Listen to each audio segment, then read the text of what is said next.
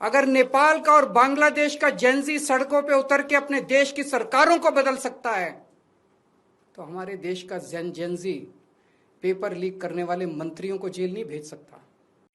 2014 से जब से मोदी सरकार आई है, टोटल हमारे देश में 93 पेपर लीक हुए हैं। लगभग 6 करोड़ युवाओं का भविष्य इन 93 पेपरों में बंद था। 6 करोड़ लोगों का भविष्य बर्बाद हो गया इन 93 पेपर जो लीक हुए। इनमें मोस्टली पेपर लीक हुए राजस्थान में, उत्तर प्रदेश में, उत्तराखंड में और गुजरात में। इन 4 राज्यों में सबसे ज्यादा पेपर लीक हुए। इन चारों राज्यों में बीजेपी की सरकारें हैं।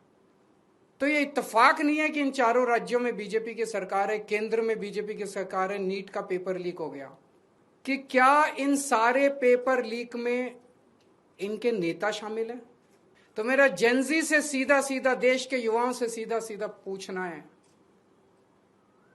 कि ऐसे ही चलेगा या कुछ करना है? ऐसे ही हर साल आप देखो, 2017 में पेपर लीक हुए, उसके 4 साल बाद 2021 में हुए, उसके 3 साल बाद 2024 में हुए, उसके 2 साल बाद 2026 में हुए, अब उसके 1 साल बाद 2027 में होंगे। और हर साल पेपर लीक होंगे अगर आपने कुछ नहीं किया तो।